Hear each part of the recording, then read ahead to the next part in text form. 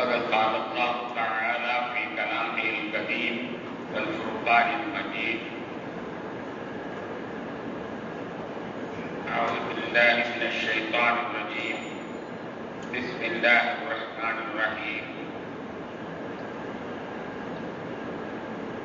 إن الصفا والمروة من شعائر الله، فمن حج البيت اعتمر فلا جناح عليه أن يطوف بهما،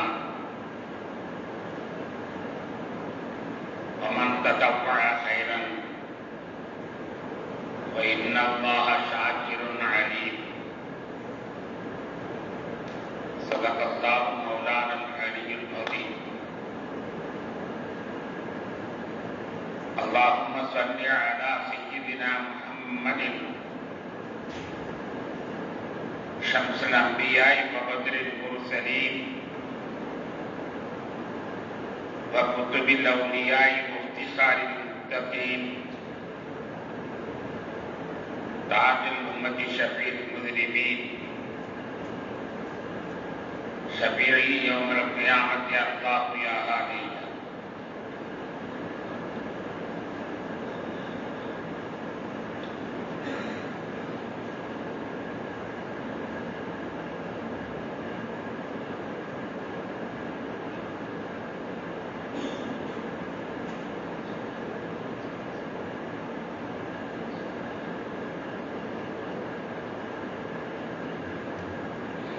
கண்ணியத்திற்கு மிகுந்த மரியாதைக்கும் பித்தான பெரியோர்களே, சகோதரர்களே,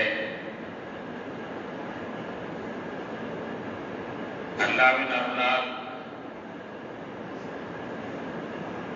நாட்களிலே மிகச் சிறந்த நாட்களான ذுல்ஹஜ் மாதம் முதல் 10 நாட்களில் நாம் வாழ்ந்து வருகிறோம்.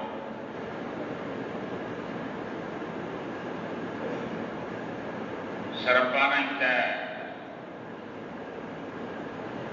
10 நாட்களில் செய்யப்படுகின்ற அமலுக்கு உலகில் செய்யப்படும் எந்த அமலும் ஈடாகாது என்று கண்மணி நாயகம் ஸல்லல்லாஹு அலைஹி வஸல்லம் அவர்கள் சிறப்பித்து கூறிய நன்னாட்களிலே நாம் வாழ்ந்து வருகிறோம்.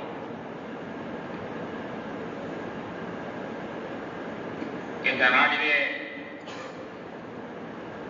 வரக்கூடிய 10ஆம் நாளின் சிறப்பை பற்றி நாம் அறிவோம். அதே போன்றே 9ஆம் நாளும் ஒரு சிறந்த நாளாகும். ذுல்ஹஜ் மாதம் 9ஆம் நாள் அரஃபாத் மலையிலே உலகிலிருந்து வந்த பிரதிநிதிகள் அனைவரும் ஒன்று கூடி இஸ்லாமிய உலகத்திற்கு மோட்சத்தை தேடுகின்ற அந்த அற்புதமான நாள். அந்த நாளிலே அங்கு போய் சென்று எல்லா மக்களுடைய பிரதிநிதியாக இருந்து துஆ செய்வதற்கு வாய்ப்பு இல்லாதவர்கள் அந்த நாளிலே நோன்பு இருக்க வேண்டும். அரஃபாத் நோன்பு இது மிக முக்கியமான சுன்னத்தான நோன்பின் வகையில் சேர்ந்ததாகும். ஹஜ்ஜுக்கு செல்லாதவர்களுக்கு அரஃபாத் நோன்பு என்பது மிக முக்கியத்துவம் பெற்ற சுன்னத்தாகும். கண்மணி நாயகம் ஸல்லல்லாஹு அலைஹி வஸல்லம் அவர்கள் வழமையாக வைத்திருக்கிறார்கள். இந்த நோன்பை பற்றி ஹஜ்ரத் அபூ கதாதா ரலியல்லாஹு அன்ஹு அவர்கள் அறிவிக்கின்ற ஒரு ஹதீஸ் முஸ்லிம் ஷரீஃபிலே பதிவு செய்யப்பட்டிருக்கிறது. சியாமு யௌம அரஃபத உஹ்திஸ்ப அலல்லாஹி அன் யுகஃபிர ஸனத்தல்லதி கப்லஹு வ ஸனத்தல்லதி பஅதஹு. அரஃபாத் நாள் நோன்பிருப்பது அல்லாஹ்விடத்திலே இதற்கு முன்னால் உள்ள ஒரு வருடத்தில் நாம் செய்த பாவங்களுக்கு அது பிராயச்சித்தமாகும். இதற்கு பின்னால் ஒரு வருடம் அல்லாஹ் பார்த்துவிடம் நாம் செய்யக்கூடிய பாவங்களுக்கு பிராயச்சித்தமாகும் இது அமைகிறது என்று நபிகள் நாயகம் ஸல்லல்லாஹு அலைஹி வஸல்லம் அவர்கள் அருளியிருக்கிறார்கள். 2 வருடங்களில் நாம் செய்யக்கூடிய சிறிய பெரிய பாவங்களுக்கு குற்ற பரிகாரமாக இந்த அரஃபாத் நோன்பு ஆகிவிடுகிறது என்றால் 2 வருடங்களுடைய குற்றங்களை மன்னிப்பதற்கு இந்த நோன்பு ஒன்று காரணமாக ஆகிறது என்றால் அது எவ்வளவு பெரிய பாக்கியம். கண்ணியத்திற்குரியவர்களே, சுன்னத்தான நோன்புதான், ஆனால் மிகப்பெரிய நன்மை அது நமக்கு தேடி தருகிறது. எனவே எப்பாடுபட்டாலும் இந்த நாளை நாம் நோன்பிருக்காமல் அபாக்கியசாலிகளாக இந்த பெரும் பாக்கியத்தை இழந்தவர்களாக ஆகிவிடக்கூடாது. பொதுவாகவே இன்றைய காலகட்டம் சுன்னத் என்றாலேயே ஒரு வெறுப்பு தென்படுகிறது. வந்தோமா 4 ரக்காத் வரது தொழுதாமா, யாருக்கா 60 ஓடினோமா, வந்தோமா 2 ரக்காத் வரது தொழுதாமா ஓடினோமா, பள்ளிவாசலுக்கு வந்தால் பரதான தொழுகை மட்டும்தான் முக்கியம் என்று நினைத்துக் கொண்டு அந்த பரதான தொழுகை மட்டும் தொழுதுவிட்டு காரியவாதிகளாக இவர்கள் சென்று விடுவதாக எண்ணிக்கொண்டிருக்கிறார். ஒவ்வொரு பக்த தொழுகையிலேயும் சுன்னத்தான தொழுகைகள் இணைக்கப்பட்டிருக்கின்றன. அந்த சுன்னத்தான தொழுகைகளை பேணுவதும் இல்லை. அது ஒரு சிலர்களது குற்றம், பள்ளிவாசலே காத்து கிடக்குதா என்று கூட நினைக்கிற அளவிற்கு அது மிக மோசமான கர்மையில் சென்று கொண்டிருக்கிறது. இந்த சுன்னத்தான நோன்புகள் அதிப்பனை சுன்னத்தான இபாதத்துகள் வருடத்தில் 30 நாள் நோன்பு பரத வைத்துவிட்டு போக வேண்டியதுதானே என்பதாக எண்ணிக்கொண்டிருக்கிறார்கள். தவிர சுன்னத்தான நோன்பு என்று சொல்லப்படுகிற இந்த அரஃபாத் நோன்பு, இதை அடுத்து வருகின்ற ஆஷுரா நோன்பு, அடுத்து வருகின்ற பராத்துடைய நோன்பு, இது போன்ற சுன்னத்தான நோன்புகளுக்கு முக்கியத்துவம் தரப்படுவதில்லை என்பது ஒரு பக்கம் இருக்க, இதற்காண்டி நோன்பு எடுத்துக் கொள்வது ஒரு பெரிய குற்றம் என்று கூட இன்றைய சிந்தனைகளிலே உண்டாகிக் கொண்டிருக்கிறது. கூட்டத்தோடு சேர்ந்து நாமும் அந்த மனப்பான்மைக்கு தட்டப்பட்டு விட்டோமோ என்று அச்சமாக இருக்கிறது. பள்ளிவாசலுக்கு வருபவர்கள் பரதை தொழுதான் சேர வேண்டும், பரது முடிந்தவுடன் ஓடிவிட வேண்டும் என்றுதான் எண்ணுகிறார்கள். நல்ல மனிதனும் அப்படித்தான் எண்ணுகிறான், சாரியான மனிதனும் அப்படித்தான் எண்ணுகிறான். ஆனால் உண்மை அப்படியல்ல. அன்பான பெருமக்களே, அல்லாஹ்வின் அன்பை ஒருவர் பெற வேண்டுமே ஆனால் சுன்னத்தான நோன்புகளின் வழியாகத்தான், சுன்னத்தான இபாதத்துகளின் வழியாகத்தான் அல்லாஹ்வுடைய நோன்பு, அல்லாஹ்வுடைய அன்பை நாம் பெற முடியும். அல்லாஹ்வுடைய அன்பை பெறுவதற்கு சுன்னத்தான இபாதத்துகள் தான் நமக்கு காரணமாகும். ஃபர்தை மட்டும் நாம் தொழுதுமையானால் அல்லாஹ்வுடைய அன்பை பெற முடியாது. நிச்சயமாக சிந்தனையிலே பதிய வைத்துக் கொள்ளுங்கள். ஃபர்து என்பது நம் மீது விதிக்கப்பட்டுவிட்ட கடமைகள். அந்த கடமையை மட்டும் ஒருவர் செய்தால் அவனால் அல்லாஹ்வுடைய அன்பை பெற முடியாது. அல்லாஹ்வுடைய அன்பை யாசிக்க வேண்டும் என்று ஆசைப்படுபவர்கள் அதற்கு உறுதுணையாக நஃபிலான சுன்னத்தான இபாதத்துகளை அதிகமாக்கிக் கொள்ள வேண்டும். ஒரு உதாரணம் சொன்னால் புரிந்து கொள்வீர்கள் என்று நினைக்கின்றேன். நம்முடைய கடையிலே ஒருவன் வேலை பார்க்கிறான், நாம் ஒரு பெட்டிகளை வைத்திருக்கிறோம். அந்த கடையிலே ஒருவன் வேலை பார்க்கிறான். இந்த வேலை பார்க்கக்கூடியவன் கரெக்டா டியூட்டியை மட்டும் அவன் பார்க்கிறான் என்று வைத்துக் கொள்ள வேண்டும். அவருடைய டியூட்டி என்ன? கடை திறந்தோட உள்ள உட்காரணும், முடிக்கிற நேரத்தில் போயிடணும், அவ்வளவுதான்.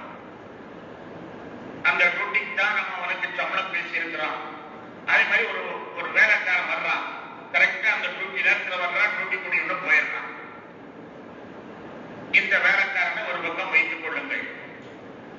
இன்னொரு வேலைக்காரன் காலையிலே வருவான். முதலாளி வர்றதுக்கு முன்னாலேயே கடையை கூட்டுவான், தண்ணி தெளிப்பான், சுத்தமாக ஆக்குவான். அதற்கு பிறகு சாயங்காலம் முதலாளி போறது வரை சென்று குப்பைகளை அகற்றிவிட்டு நல்லா கூட்டி சாமியை முதலாளி கையில கொடுப்பான். இப்படி ஒரு வேலைக்காரன். இந்த ரெண்டு வேலைக்காரர்கள் யாரை நாம் பிரியப்படுவோம்? யோசித்து பாருங்கள். அந்த ரெண்டு வேலைக்காரர்களில் யாரை நாம் பிரியப்படுவோம்? கடமையை மட்டும் செய்யக்கூடிய வேலையாளி அவன் கடமையை சரியாக செய்கிறான் என்று அவன் மீது நாம் பிரியப்படுவோமா? அல்லது முன்பே வந்து கடையை கூட்டி தண்ணீரை தெளித்து குப்பைகளை அகற்றி மாலையில் கடையை சுத்தம் பண்ணி கடையை சாக்கி வளவர்களை எடுத்து வைத்து கையிலே முதலாளி கையில கூட்டும் வரை கூட என்று செல்லக்கூடிய ஒரு வேலைக்காரனை நாம் பிரியப்படுவோமா? முதலாளியுடைய பிரியத்திற்கு யார் பிரியவராக ஆக முடியும்? நம்மெல்லாம் முதலாளிகள், வியாபாரிகள், வியாபாரத்தை உள்ளவர்கள், அனுபவம் உள்ளவர்கள். யோசித்து பாருங்கள், யார் பிரியப்படைய முடியும்? நிச்சயமாக ஆன் டியூட்டி கரெக்ட், என்னுடைய டியூட்டியில் ஓவர் முடிந்தது என்று நினைத்துக் கொள்ளக்கூடியவனை யாரும் பிரியப்பட மாட்டார். பிரியப்படுவதெல்லாம் கூடுதலாக உழைக்கக்கூடியவர்களை தான் பிரியப்படுவார்கள் இல்லையா?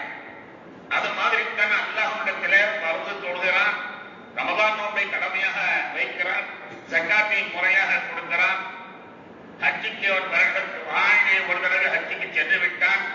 இவன் தான் அல்லாஹ்விடத்தில் பிரியம் என்று கேட்கிறீர்களா? நிச்சயமாக இல்லை, இல்லவே இல்லை. அவன் பிரியமானம் அல்ல. முன்னும் பின்னும் சுன்னத்தான தொழுகைகளை தொழுது, சுன்னத்தான நோன்புகளை வைத்துக் கொண்டு, சுன்னத்தான தர்மங்களை கொடுத்துக் கொண்டு, உம்ரா போன்ற சுன்னத்தான இபாதங்களை செய்து யார் அதிகமான சுன்னத்தான தொழுகைகளை பிரியப்படுகிறார்களோ அவர்கள் தான் உண்மையிலேயே பிரியமானவர்கள் ஆகுவார்கள் என்பதில் சந்தேகமே இல்லை. சில முதலாளிகளிடம் நம்ம பார்த்திருக்கிறோம். அந்த வேலைக்காரர் ரொம்ப நாணயமா இருந்து, அந்த வேலைக்காரர் ரொம்ப ஒத்துழைப்பா இருந்தான்னா அவரை நம்முடைய குடும்பத்தில் ஒரு அங்கத்தினாக சேர்த்துக்கிறோம். நம் பிள்ளையவனை கட்டி கொடுத்துற குடும்பம் எல்லாம் நம்ம பார்க்கணும்.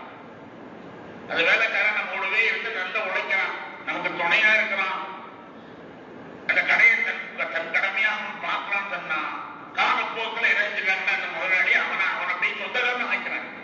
ஒரு வரலாறு. அப்துல்லாஹ் இப்னு முபாரக் ரலியல்லாஹு தஆலா என்ற ஒரு முஹத்திஸ் ஹதீஸ் கலை வல்லுனர் அப்துல்லாஹ் இப்னு முபாரக் ரலியல்லாஹு தஆலா புகாரி, முஸ்லிம் போன்று ஹதீஸ் கலையிலே மிகப்பெரிய வல்லுனர் அப்துல்லாஹ் இப்னு முபாரக். அந்த அப்துல்லாஹ் இப்னு முபாரக்கினுடைய மிகச்சிறந்த ஒரு மேதை. அவருடைய தகப்பனார் முபாரக்கை பற்றி ஒரு சின்ன நிகழ்வு. அவருடைய முபாரக் என்பவர் ஒரு தோட்ட காவல்காரர், ஒரு தோட்டத்திற்கு காவல்காரர். அது மாம்பழங்கள், கொய்யாப்பழங்கள், இன்னும் பிற பழங்கள் நிறைந்த ஒரு பெரிய தோட்டத்திற்கு அப்துல்லாஹ் இப்னு முபாரக் என்பவர் ஒரு காவல்காரராக இருக்கிறார். நல்ல காவல் காப்பார். தனக்கு இடப்பட்ட வேலைகள், இடப்படாத வேலைகள், அந்த தோட்டத்தை சொந்த தோட்டமாக நினைத்துக் கொண்டு சுற்றி சுற்றி சுழன்று வேலை பார்த்துக் கொண்டே வருவார். அப்படி இருக்கக்கூடிய நேரத்தில் ஒரு நாள் முதலாளி ஒரு 4-5 விருந்தாளிகளை அழைத்துக் கொண்டு தோட்டத்துக்கு வருகிறார். முதலாளி தோட்டத்துக்கு வந்துவிட்டு வேலைக்காரரை கூப்பிட்டு, முபாரக், ஒரு நல்ல பழம், அதை இடிக்கிற பழமா பறித்து கொண்டு வா என்று சொல்கிறார். தோட்டக்காரனுக்கு தெரியும் அல்லவா, இந்த பழத்திலே பழம் இனிப்பாக இருக்கும். எல்லாம் மாமரமாக இருந்தாலும் கூட ஒரு மரத்துடைய மாம்பழம் வேறு ருசி, இன்னொரு மரத்துடைய மாமரம் வேறு ருசி, இப்படித்தானே இருக்கும். அப்படி இருக்கும் பொழுது நல்ல வேலைக்கார, நல்ல விருந்தாளி வந்திருக்கிறாங்க, எனக்கு வேண்டிய விருந்தாளி வந்திருக்கிறாங்க, அதனால் நல்ல பழமா பறித்து கொண்டு வா என்பதாக இவர்கள் சொல்லுகிறார். அது முதலாளி சொல்றாங்க. சொன்னோடனே முபாரக் கொஞ்சம் பழங்களை பறித்து கொண்டாந்து கொடுக்கிறார். கொடுத்தா அந்த பழம் அவ்வளவு ருசியா இல்லை. முதலாளி முகம் ஒரு மாதிரியாக மாறிவிட்டது. விருந்தாளி வந்திருக்கிறாங்க, இனிப்பான பழமா கொடுத்து படிச்சிருவாப்பா என்று சொன்னா, இன்னும் எப்படி சப்பன் பழத்தை படிச்சுட்டு வந்திருக்கிற என்பதாக அவர் மனசுக்குள்ள அவர் கோபப்படுகிறார். வேலைக்காரர் முபாரக் திரும்பவும் போனார். வேறு கொஞ்சம் பழத்தை கொடுத்தார், வேறு மரத்தினுடைய பழத்தை கொண்டு வந்தார். அதை ருசித்து பார்த்தால் அது அதை விட செப்பென்று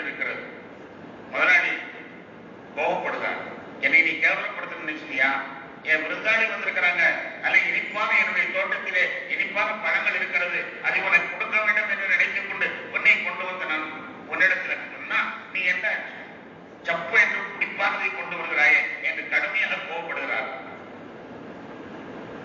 உடனே அந்த முதலாளி சொன்னார், அந்த வேலைக்காரர் சொன்னார், குபாரக் சொல்கிறார், முதலாளி என்னை இந்த தோட்டத்துக்கு காவல்காரனா வைத்திருக்கீங்க, இந்த காவல்காரன் வேலையில நான் கரெக்டா இருக்கிறேன்.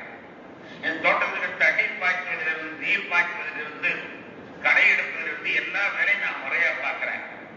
ஆனா இந்த மரத்தினுடைய பழம் எது இடிக்கும் எது குடிக்கும் என்பது எனக்கு தெரியாது. ஏன்னா எனக்கு நீங்கள் அனுமதி தரவில்லை. மரத்தினுடைய பழங்களை பறித்து உண்டுமா என்பதாக எனக்கு நீங்கள் அனுமதி தரவில்லை.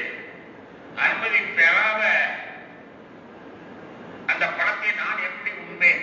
இதுவரைக்கும் இந்த மரத்தினுடைய பழங்களை ஒன்றை கூட நான் உண்டு பார்த்ததில்லை.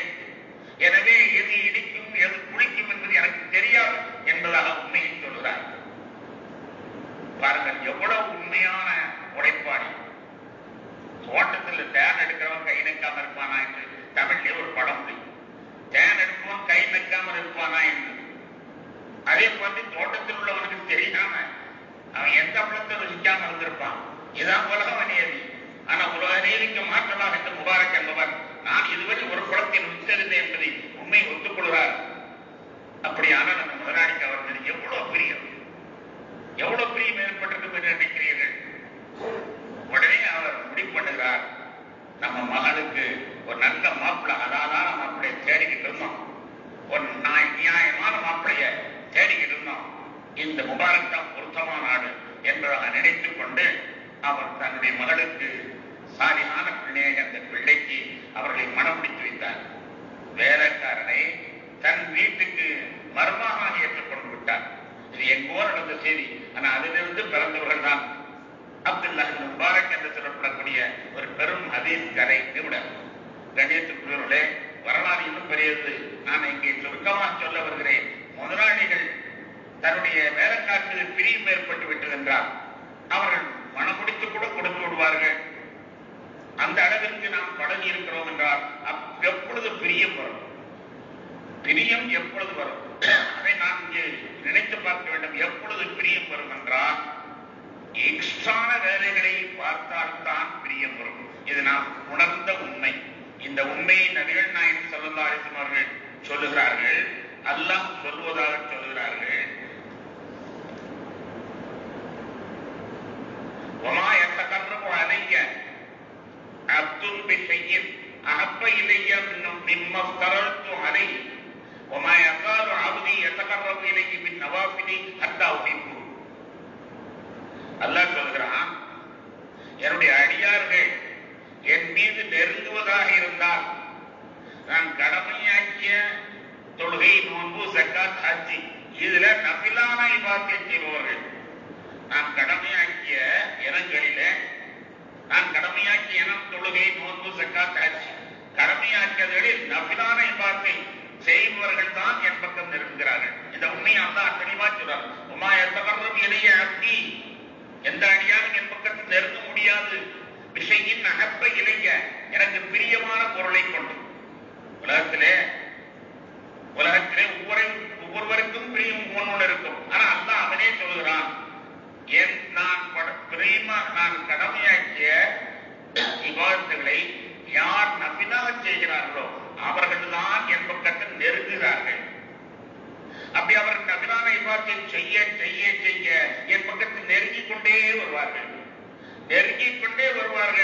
உமா யத்தகர்ரபு இலைய பின் நவாஃபிலி, நபிலான இபாதத்துகளை கொண்டுதான் இதற்கு நெருங்கி வருவார்கள். நெருங்கி வர ஹத்தா உஹிப்புஹு, அவரை நான் பிரியப்பட ஆரம்பித்து விடுவேன். எப்படி பிரியப்பட ஆரம்பித்து விடுவேன் என்றால், நான் அவரை பிரியப்பட்டால் அவன் கண் பார்க்கும் கண்ணாக மாறி விடுவேன், அவன் கேட்கும் காதாக மாறி விடுவேன், அவன் பேசும் நாவாக மாறி விடுவேன், அவன் எடுக்கும் கையாக மாறி விடுவேன், அவன் நடக்கும் காலாக மாறிவிடுவேன். நபிகள் நாயகம் ஸல்லல்லாஹு அலைஹி வஸல்லம் விழா மாதிரியெல்லாம் விளக்கி சொல்றார். குந்து சமரஹுல்லதி யஸ்மி, குந்து பஸரஹுல்லதி யப்சிரு பி, குந்து யதி அல்லதி யம்ஷு பிஹி, கொண்டு ரிகிதி அல்லது அம்சீவி என்னை பிரியப்பட்டு விட்டான், நான் அவனை பிரியப்பட ஆரம்பிச்சேன்னா அவனை நேசிப்பேன். எப்படி நேசிப்பேன்? எப்படி நேசிப்பேன்னா அவன் கண்ணு நான், அவனை காது நான், அவனை மூக்கு நான், அவனை நாவு நான், அவன் நடக்கும் கை, அவன் எடுக்கும் கை, நடக்கும் கால் எல்லாம் நானாக மாறிவிடுவேன். அல்லாஹ்வே தெளிவா சொல்றான், நபிலா சொல்றதா என் பக்கத்தை நெருங்க முடியும். ஆனா நம்ம நினைச்சுக்கிட்டு இருக்கோம், அது வருஷ தொழுது முடிச்சா முடிஞ்சு அல்லாஹ் நம்ம நெருங்கிடுவாங்க. அல்லாஹ் நெருங்குவது இல்லை என்பதை தெளிவாக நாம் நினைத்து பார்க்க வேண்டும். கண்ணியத்திற்குரிய பெருமக்களே, அல்லாஹ் என்பார் நெருங்க வேண்டுமையானால் நபில்களை வைத்துத்தான் நம்மால் நெருங்க முடியும். எந்த அளவிற்கு அதிகமான அளவிற்கு நபிலை தொழுகிறோமோ அவனுக்கு தான் அல்லாஹ்வுடைய அன்பு கிடைக்கிறது. நான் ஆரம்பத்திலே ஒரு வசனத்தை வாசித்தேன். சஃபா மர்வா அந்த ஹஜ்ஜினுடைய கடமைகளை பற்றி அல்லாஹ் ஒரு செய்தியை சொல்லி வரும்போது இடையிலே ஒரு வரி சொல்கிறான். ஃபமன் தகப்பஅ கைரன் ஃபஇன்னல்லாஹ ஷாக்கிருன் அலீம். ஃபமன் தகப்பஅ கைரன் ஃபஇன்னல்லாஹ ஷாக்கிருன் அலீம். யார் ஒருவர் உபரியாக செய்வாரோ அவருக்கு அல்லாஹ் நன்றி சொல்கிறான் என்று ஒரு வார்த்தை. அதனுடைய விளக்கத்தை புரிந்தவர்களுக்கு மெய் சிலிர்த்துவிடும். அதனுடைய உண்மையை புரிந்தவர்களுக்கு நாடியெல்லாம் தளர்ந்து விடும். என்ன சொல்றாங்க தெரியுமா? யார் ஒருவர் உபரியாக செய்கிறாரோ, நான் சொன்னதை விட எக்ஸ்ட்ராவாக செய்கிறாரோ அவருக்கு நான் நன்றி சொல்கிறேன் என்கிறான். நன்றி சொல்கிறேன் என்ற வார்த்தை. நம்முடைய வீட்டிலே ஒரு வேலைக்காரன் வேலை பார்த்தான். அவருக்கு கொஞ்சம் அதிகமான வேலை இருக்கு. அப்ப அதிகமான வேலை பார்த்த உடனேயே நாம முதலாளி போய் அந்த வேலைக்காரன் சொல்றோம், நன்றிப்பா நீ நல்ல வேலை பார்த்த என்று நீங்கள் சொல்லி பாருங்க. சொல்லி பார்க்க என்ன முதலாளி நன்றிங்கிற வார்த்தையெல்லாம் பெரிய வார்த்தையெல்லாம் சொல்றீங்க, நான் உங்க அடிமை முதலாளி, என்ன வேண்டாலும் நீங்க சொல்லுங்க முதலாளி, நான் செஞ்சு கொடுக்குற முதலாளி, நன்றின்னு நீ சொல்லாதீங்க முதலாளி, நீங்க பெருசா சொல்ல. ஒரு வேலைக்காரன் நன்றின்ற வார்த்தையை அவன் செய்ய மாட்டேங்கிறான். உண்மையான வேலைக்காரன் இல்லையா? அவன் வேலை செஞ்சுட்டாங்கிறதுக்காண்டி நாம் நன்றின்னு கட்டிப்பட்டோம்னா அதுக்காண்டி காசு கொடுத்தாலும் வாங்கிக்கணும், அது ஒன்றும் பிரச்சனை இல்லை. ஆனா நான் நீ வேலை செஞ்சுட்டப்பா, நீ உனக்கு நான் நன்றின்னு சொல்லி பார்த்தா அந்த நன்றின்னு வேலையை வார்த்தையை கேட்ட உடனே அவன் அப்படியே சிரித்து போயிடுவான். இல்ல முதலாளி நீங்க ஒர்க்கத்தோ வேலைக்காரன், நீங்க நீ அந்த வார்த்தையெல்லாம் சொல்ல இல்லையா? அதே நிலையில் தான் அல்லாஹ் சொல்கிறான், அல்லாஹ் நன்றி சொல்லுகிறான். நம்மளை தொழுவனுக்கு அல்லாஹ் நன்றி சொல்கிறான். நன்றி என்ற வார்த்தை அவன் இல்லையா? நாம் நம்மை அணுவிலிருந்து படைத்து இவ்வளவு வாரங்களை நமக்கு செய்து இவ்வளவு பெரிய உலகத்தை படைத்து இதில் பிரமாண்டமான கிரகங்களை ஓடிவிட்டு எவ்வளவு வேலை பார்த்து கொண்டிருக்கிறார்.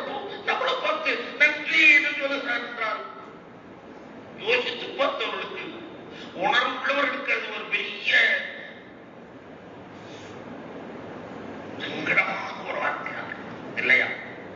அல்லாஹ் சொன்ன வார்த்தை,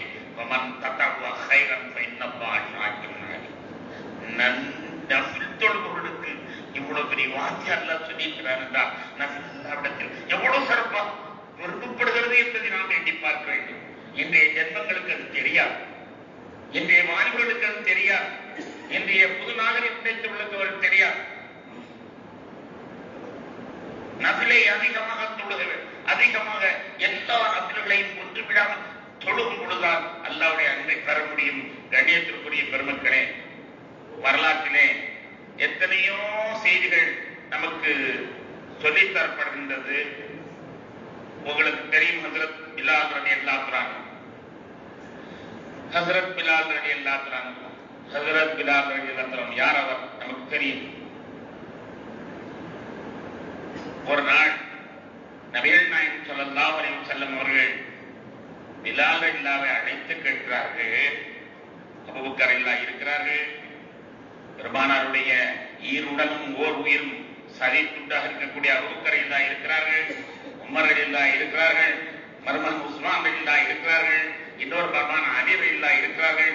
எல்லாரும் உட்கார்ந்திருக்கக்கூடிய சபையில நபிகள் நாயகம் ஸல்லல்லாஹு அலைஹி வஸல்லம் அவர்கள் அந்த பிலாலை பார்த்து கேட்கிறார்கள், பிலாலே நீ என்ன இபாதத் செய்தப்பா?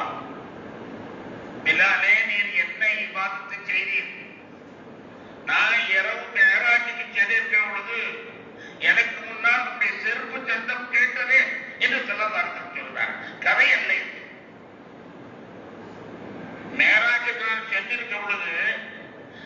செருப்பு சத்தம் கேட்டது. பிலாலே உங்களுடைய செருப்பு சத்தம் கேட்டது, என்ன அமல் செய்தீர்கள் என்று கேட்கிறார். பிலாலே அல்லாவுக்கு கண்ணீர் மறுக்க, நான் ஒண்ணும் அப்படி பெரிய ஒரு அமல் செய்யல. எப்ப எனக்கு காத்து போச்சோ உடனே உதவி செஞ்சிருவேன். காத்து போயிருக்குன்னா நான் தொழுவும் போது செஞ்சுக்கலாம் இருக்க மாட்டேன். எப்ப காத்து போனாலும் சரி உடனே நான் ஒழு செஞ்சிருவேன். ஒழு செஞ்சேன்னா உடனே 2 ரக்காத் ஐயத்தில் ஒதுவுடைய சுண்ணத்து நம்பில் தொழுகிறேன். நான் வந்து பிரமாதமான எதாவது செய்யவில்லை. யாரும் சொல்லலாம். எப்பொழுது காத்து போனதோ அப்பொழுது நான் பொது செய்வேன். பொது செய்து விட்டால் உடனே 2 ரக்காத் தொழுது. எப்ப ஒழு செய்தாலும் 2 ரக்காத் நம்பில் தொழுது. இதுதான் யாரும் சொல்லலாம்.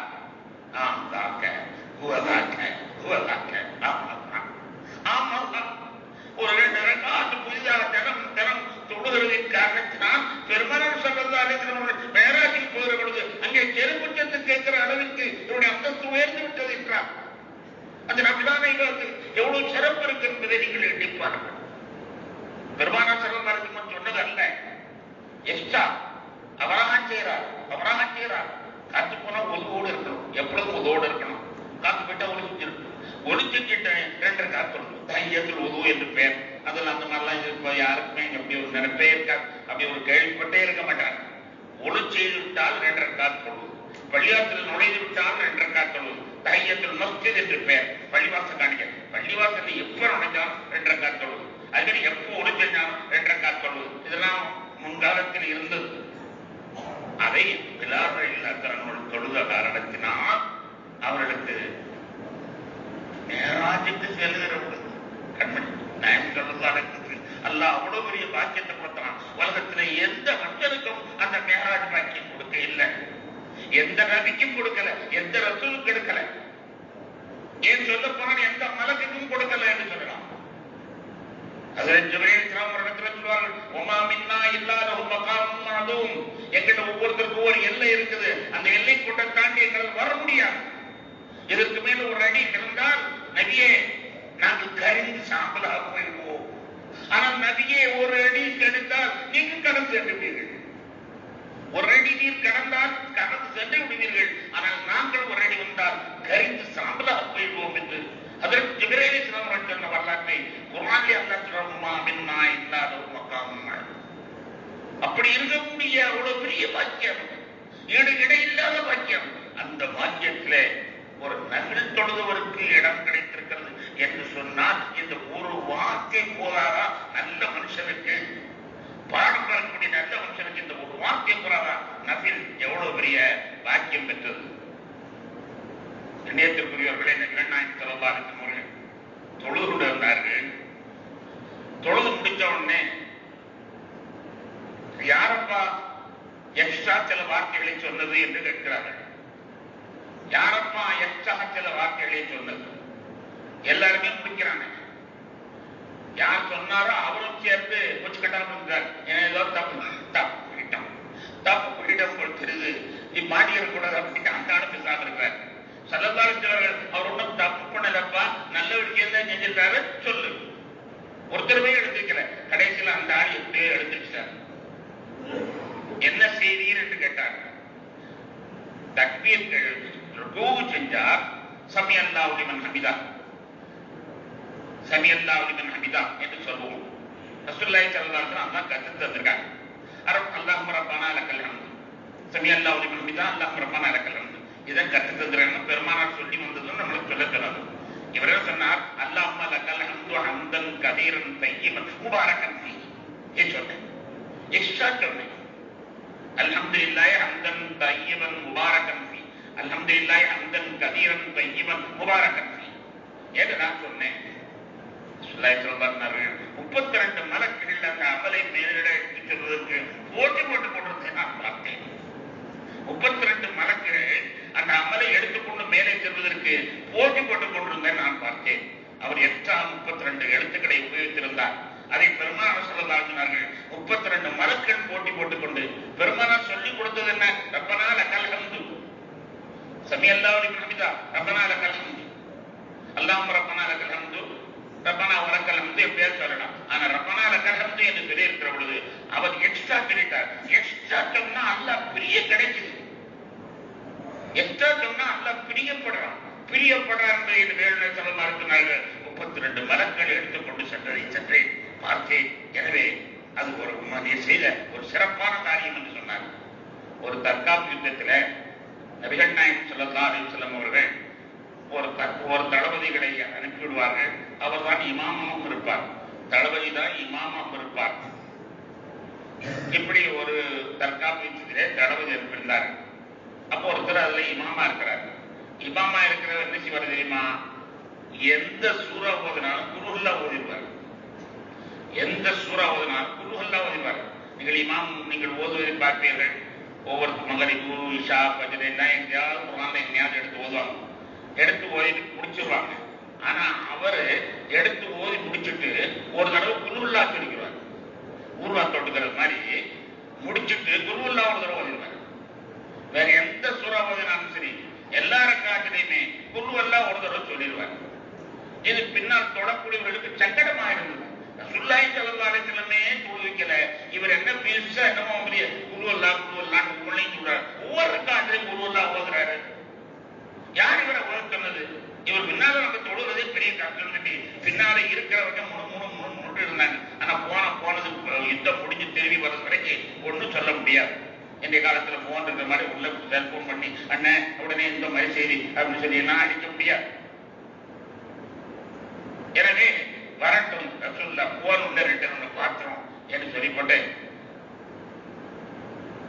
படை திரும்பி வந்தது. நபிகள் நாயகம் ஸல்லல்லாஹு அலைஹி வஸல்லம் என்னமா போனீங்களே, சிறப்பா இருந்தீங்களா என்று விசாரிக்கிறாங்க. விசாரிக்கும் போது ஒருத்தர் மெதுவாக எடுத்து விட்டார். ரசூலுல்லாஹ், என்ன தலைவர், ஒரு தளபதி நீங்க போட்டு அனுப்பிட்டீங்க, அந்த ஆள் கொடுமை எங்களால் தாங்க முடியல, சகிச்சு கொள்ள முடியல. என்னப்பா அது என்று கேட்டார். நபிகள் நாயகம் ஸல்லல்லாஹு அலைஹி வஸல்லம் இவங்க எல்லாம் வச்சு விடுறாங்க, இவங்க எல்லாம் வச்சு விடுறாங்க. என்ன தளபதி, அவர் கண்டதெல்லாம் ஓதுறாரு, என்னமா செஞ்சாங்க? இந்த மாதிரி ஒவ்வொரு தொழுகைக்கு பிறகும் குருஹல்லா ஓதுறாரு. ஸல்லல்லாஹு அலைஹி வஸல்லம் மௌனமா இருந்தாங்க. என்ன சொல்ல போறாங்களோன்னு நினைச்சுட்டு இருக்கும்போது அருமை நாயகம் ஸல்லல்லாஹு அலைஹி வஸல்லம் அவர்கள் என்ன வார்த்தையை சொன்னார்கள்? அஹ்பிரூஹு அன்னல்லாஹ யுஹிப்பு, அஹ்பிரூஹு அன்னல்லாஹ யுஹிப்பு. அவருக்கு சொல்லிருக்க அல்லாஹ் உம்மை பிரியப்படுகிறார் என்பதை. அஹ்பிரூஹு அன்னல்லாஹ யுஹிப்பு, அல்லாஹ் அவரை பிரியப்படுறான். குருஹல்லாவின் மீது அல்லாஹ் பிரியம், இவருக்கு குருஹல்லா மேல பிரியம். எனவே குருஹல்லா எக்ஸ்ட்ரா ஓதுனால இவர் அல்லாஹ் பிரியப்படுறான். நபிகள் நாயகம் ஸல்லல்லாஹு அலைஹி வஸல்லம் அவர்கள் கூறினார்கள், குருஹல்லா சூரா எக்ஸ்ட்ரா ஓடுது. ஆனா எக்ஸ்ட்ரா அதிகமா எந்த நினைத்தாலும் இம்மியாக பெருசாவோ எதுவோ இருந்தாலும் நிச்சயமாக அல்லாஹ் பிரியப்படுறான். கணேசத்துக்குரிய பெருமக்களை, நபிகள் நாயகம் ஸல்லல்லாஹு அலைஹி வஸல்லம் அவர்கள் சொன்ன ஹதீஸ் நமக்கு அறிவிக்கப்படுகிறது. மாமின் அப்தின் யுஸல்லி லில்லாஹி தஆலா ஃபீ குல்லி யௌமின் 16 ரக்அத்தன் ததஃபுஅன் கைரல் ஃபரீதத்தி இல்லா பனல்லாஹு லஹு பைத்தன் ஃபில் ஜன்னah. கட்டாயமாக குறைந்தபட்சம்